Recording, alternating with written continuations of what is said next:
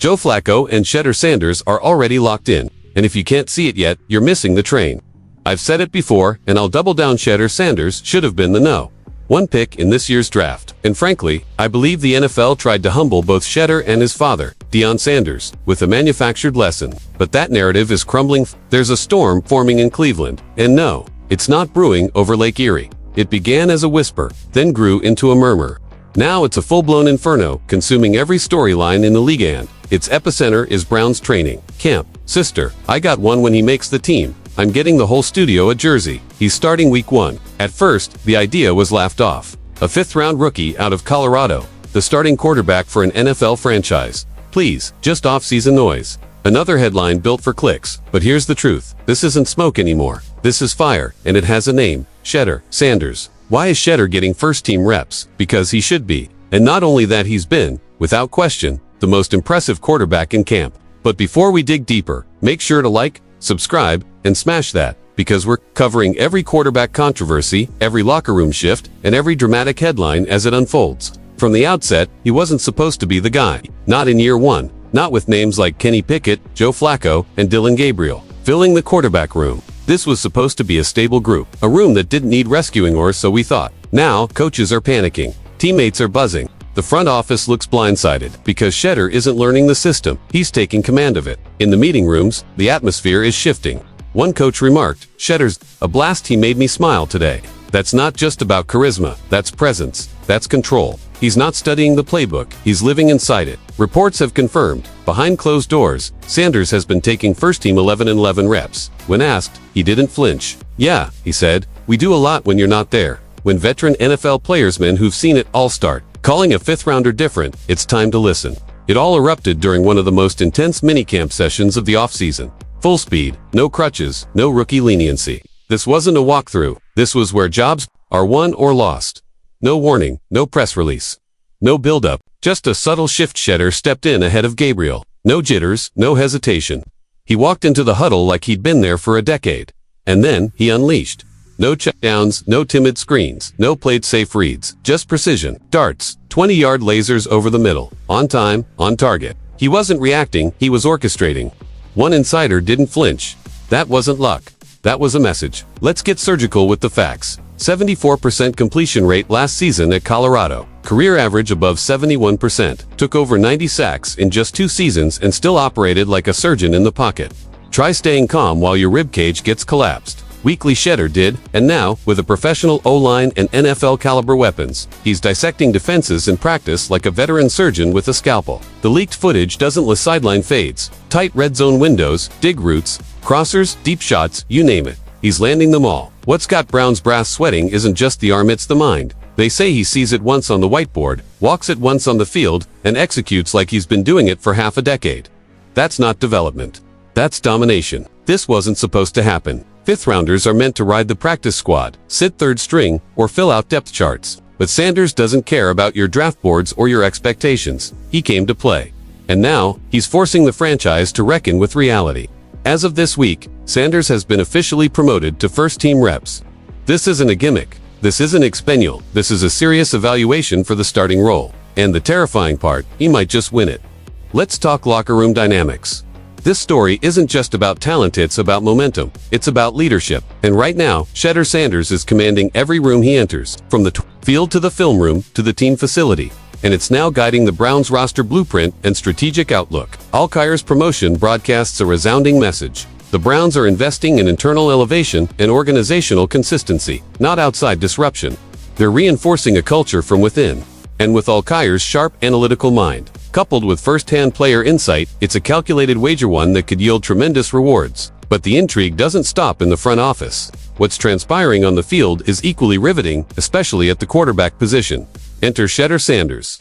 Remember the pre-draft hype, the questions, the stunning descent from a projected first-round lock to the 144th overall pick in the 5th round. That noise didn't rattle him. If anything, it ignited him. Since day 1 of OTAs, Sanders has been rewriting the narrative, silencing skeptics with poise and performance.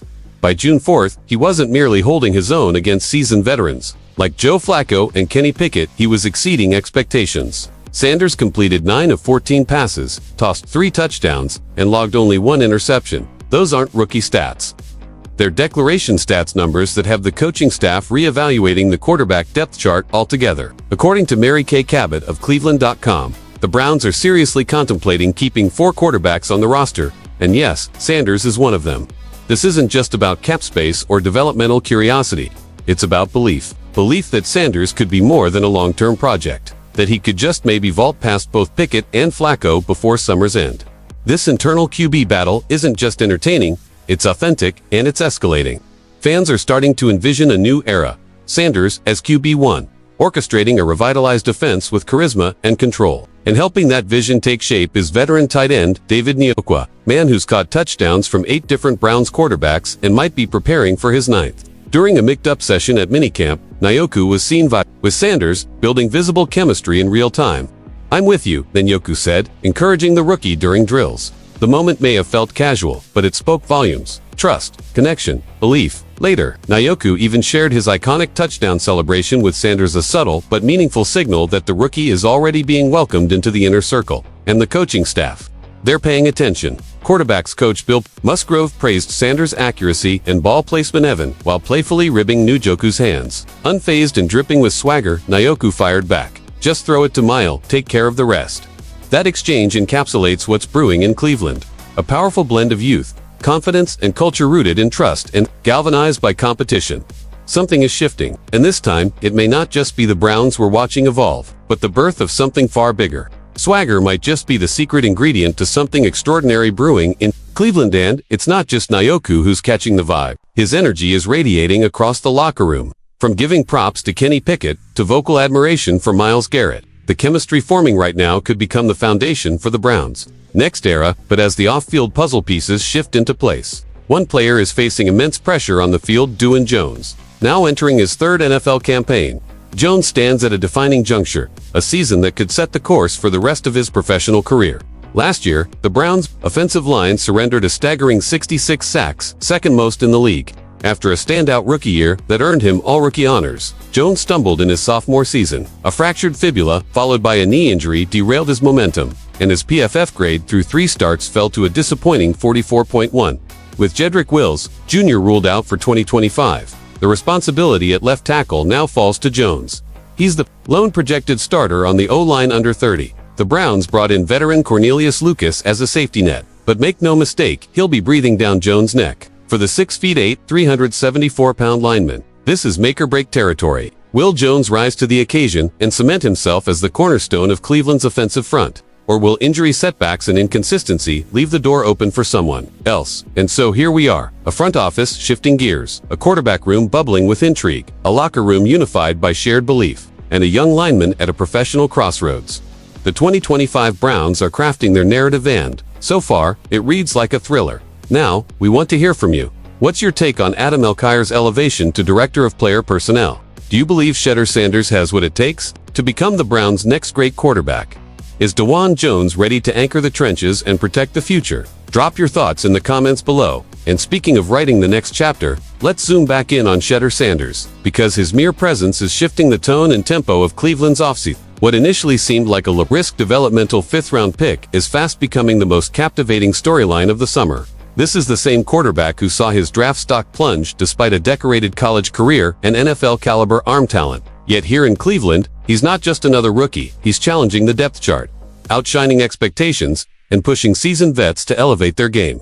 Joe Flacco, the 40-year-old Super Bowl MVP, was expected to be the guiding veteran presence. Kenny Pickett was presumed to be the primary backup with starting experience. Gabriel, another rookie, adds depth. But it's Sanders who's forcing the Browns to entertain the unthinkable, carrying 4 quarterbacks into the season. And not just for depth, because they might need all 4. The Browns aren't just hedging their bets, they're constructing a strategy for both the present and the long game. Armed with 2 first-round picks from Jacksonville in the 2026 draft picks that could land in the top 10, depending on the Jaguars' performance, Cleveland is navigating a dual mission: win now, while positioning themselves to strike later. And if Sanders continues to ascend, those future picks become even more valuable, whether as trade leverage or as ammunition to reinforce other key positions. But don't underestimate what Sanders is doing off the field either. His impact in the locker room is undeniable. Veterans like Njoku are embracing him. Coaches like Bill Musgrove are praising his precision.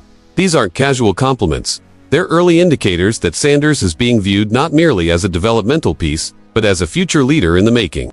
And with his tireless work ethic and natural arm talent, it's only a matter of time before belief translates into production. What we're witnessing in Cleveland might be subtle, now almost hidden beneath the preseason noise. But if you take a step back and connect the dots, the picture sharpens. From the front office restructuring with Alkire, to the quarterback competition unfolding behind the scenes, to the defining season awaiting DeJuan Jones, the signs are clear. This isn't just another Browns season. This is a turning point. So Browns fans, what's your perspective? Can Shedeur Sanders truly ascend from fifth-round gamble to franchise face? Will DeJuan Jones rise and protect that future under center? And is Adam Alkire the strategic mastermind this organization has been waiting for? Sound off in the comments. Tap that like button.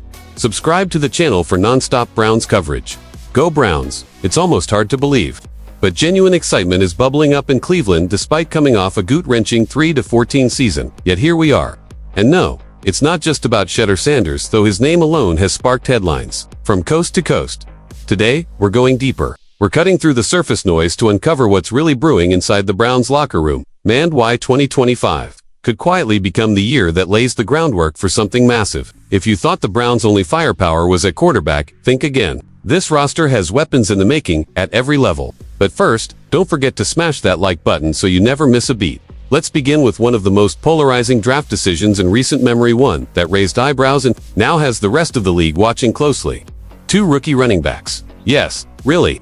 In a year when Cleveland had glaring needs at wide receiver, they shocked the draft world by selecting Quinton Judkins in the 2nd round, then trading back to snag Dylan Sampson in the 4th. Unorthodox, absolutely, but now, it looks borderline brilliant. Judkins entered with all the hype, explosive, powerful, a household name in college football. But it's Sampson who's generating whispers around Berea.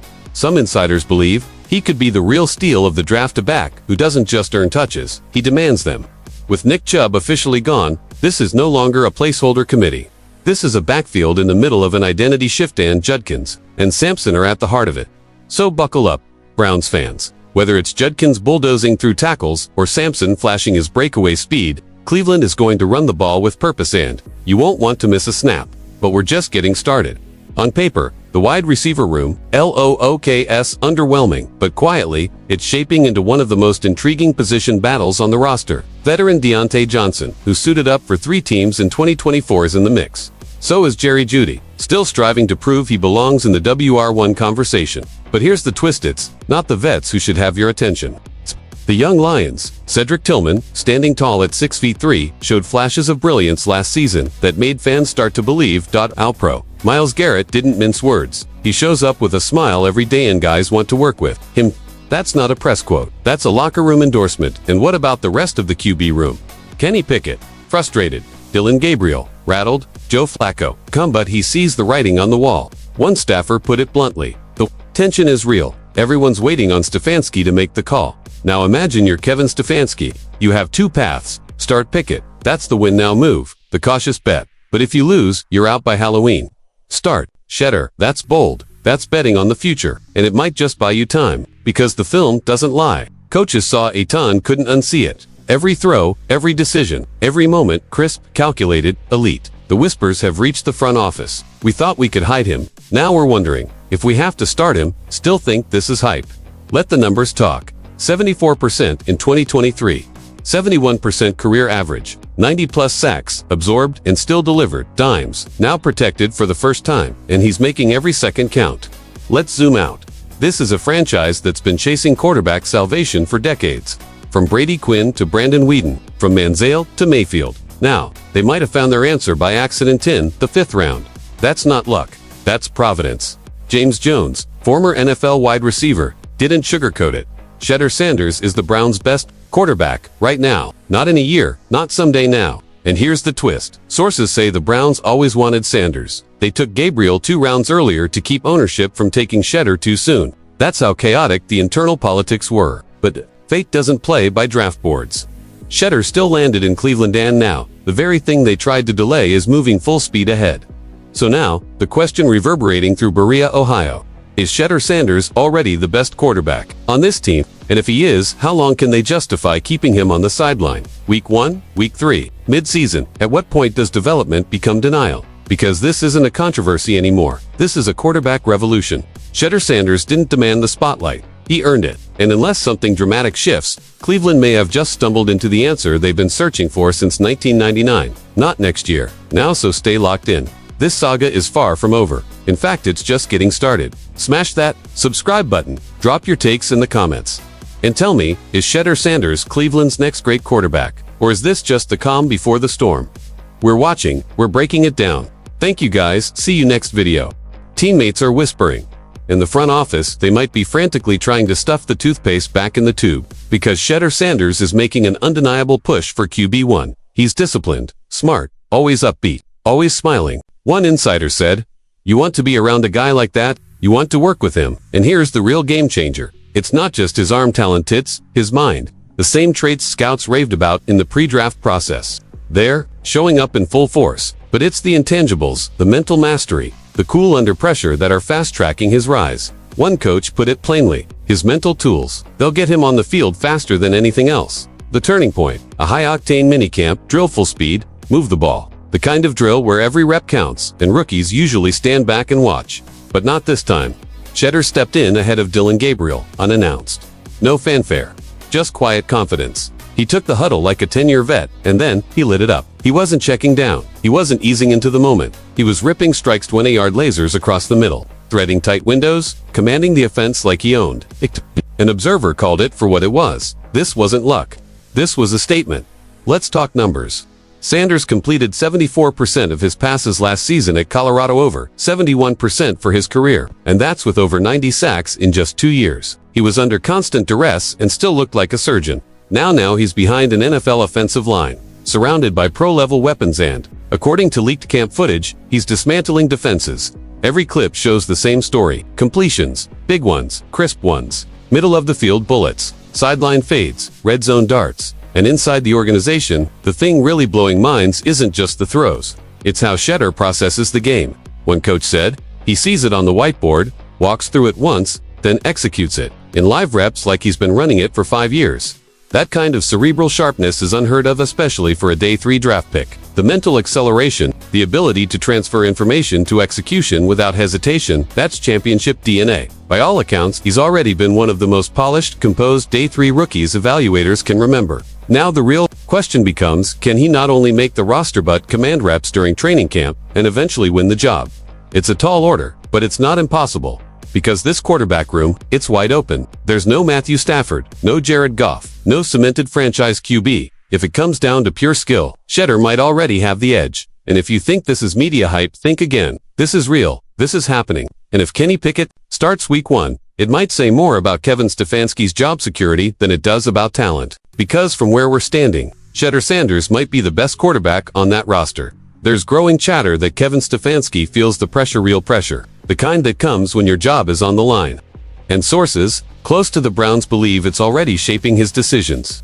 If he starts Shedeur Sanders, it signals one thing. He's been granted some grace, a little breathing room to develop a young, dynamic talent. But if he rolls with Kenny Pickett, that screams urgency. It means win now or pack your bags. I've been told for weeks by someone deep inside the building that the week 1 starter would be either Kenny Pickett or Gabriel. The plan, Flacco and Sanders were supposed to battle it out for the QB3 spot. But here's what nobody saw coming. Shedeur Sanders flipped the script. And now, the locker room is shifting. Momentum is building. Players are beginning to gravitate toward Sanders. Even Myles Garrett Brown's All-Pro and locker room cornerstone spoke volumes without shouting. He said Sanders shows up with a grin. That lights up the room, makes people want to work, want to rally. That's not just praise, that's a signal. A quiet endorsement from one of the most respected voices in the building. And now, it's official. This week, the Browns coaching staff elevated Shedeur Sanders to first-team reps. Not for a PR stunt, not for a one-off glimpse. This is a legitimate audition for the starting job. And what's wild, he's making it look possible, even probable. Let's be real, Gabriel starting this year would raise eyebrows. If the choice came down to Flacco or Pickett, especially Flacco, it might scream desperation. And if things go south quickly, Stefanski and GM Andrew Berry know exactly what's at stake. Alright, everyone brace yourselves. What I'm about to share isn't just an update. It's a revelation that redefines how we need to talk about Shedeur Sanders and this Browns quarterback room. I've been tracking Shedeur's journey since the moment he stepped into the national spotlight, and what I just uncovered, it's jaw-dropping, and I'm not exaggerating. This isn't a rumor. It's not hearsay. This came directly from someone who's been embedded within the Cleveland Browns orbit longer than some of these rookies have been alive. I'm talking about Tony Grossi. Yes, that Tony Grossi, the man who's been covering this franchise for over 3 decades. He's witnessed every disaster trade, every failed QB experiment, every rebuild that never reached its destination.